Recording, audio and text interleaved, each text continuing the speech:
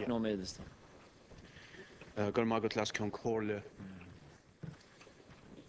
people of Ireland, Lasconcorla, are not fools. They recognise political trickery when they see it. And today, in the supposed concessions and water charges, they will recognise a transparent manoeuvre to get Fine Gael and Labour past the next general election without being politically annihilated. It simply won't work. People have not turned out in their hundreds of thousands in October and November on the streets of Ireland demanding the abolition of water charges to be conned by this poisoned carrot. People have not been turning out in their hundreds to public meetings, to street meetings, to events like protests against water meters, only to be assuaged by transparent political trickery. People are no fools.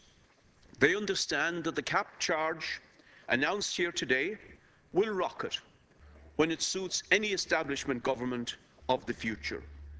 They understand the agenda. The water charge is to partly fill the black hole left by billions of taxpayers' funds being transferred to the bankers and bondholders of Europe to save the European financial markets system on foot of the crisis of their system, for which our people have no responsibility. And to do that, the government proposes to gouge eventually 1.2 billion from the pockets of ordinary people, in parallel to the central taxation which they pay directly at the present time, and which water charges have been maintained and delivered for generations in this country. And they understand that the poisoned carrot, so-called concessions, will quickly go to 500 and 1,000 euro per household once the pressure passes off. Therefore, the campaign for the abolition of the water charges continues. Now, what incredible contortions the government is executing to establish this principle of a bankers' and bondholders' water tax. In April, in July, and in October of next year, the government will be looking for 40 euro or 65 euro of households. And then in September, from September, they will send, they say, 100 euro back to the same households. Imagine the incredible bureaucracy and wasted labour to execute this idiotic circular maze. Truly, this is Alice in Wonderland.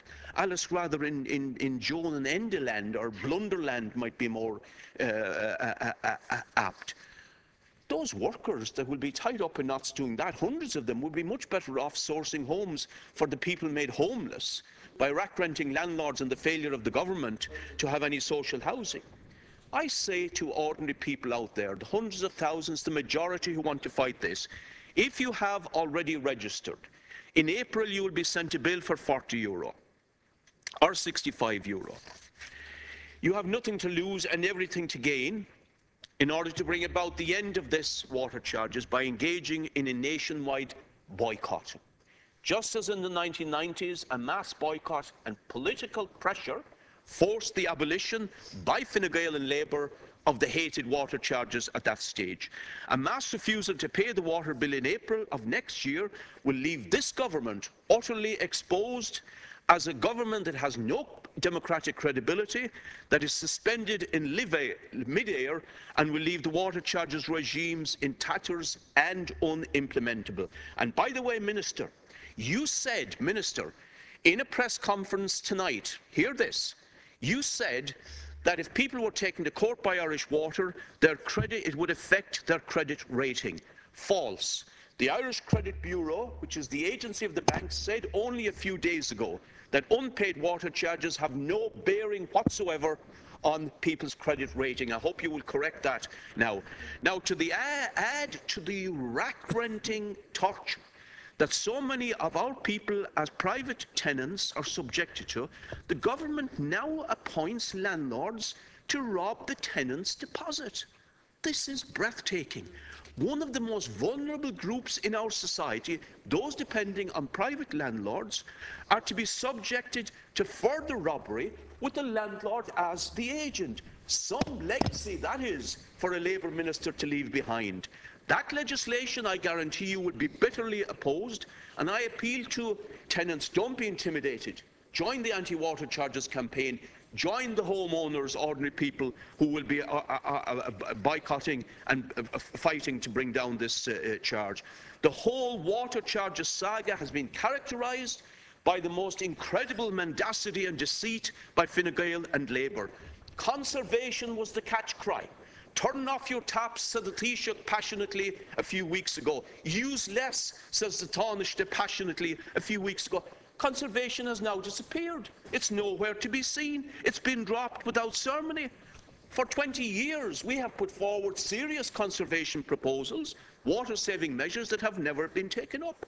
In Denmark, it's such water-saving implementation, retrofitting homes, that has the less usage of water there.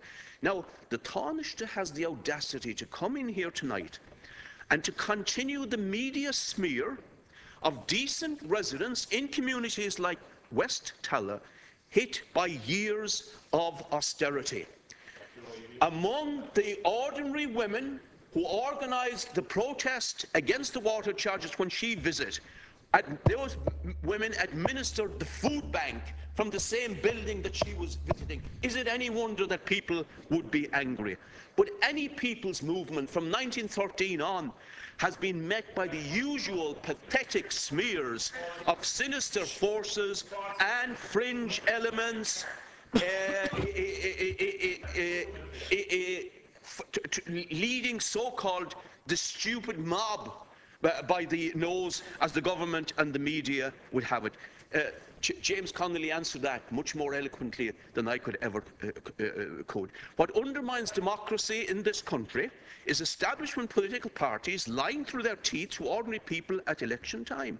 So we have the Taoiseach with a Tesco ad in one hand promising no Fine Gael water charges, and then in the other hand an application form to join a Fine Gael government with water charges. Thank you, Is it any wonder that the Labour Party was eviscerated in Dublin West and in Dublin South West in the recent by-elections when they deceived an entire people in this callous fashion? Lastly, I'll ask Cola, the campaign for the abolition of this bankers' and bondholders' water tax will continue without let-up.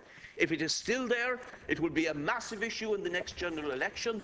You will continue to push it at your peril, and the Labour Party in particular will be lucky if it doesn't evaporate and disappear altogether if it continues this breach against the interests of ordinary working class people. Thank you, Deputy.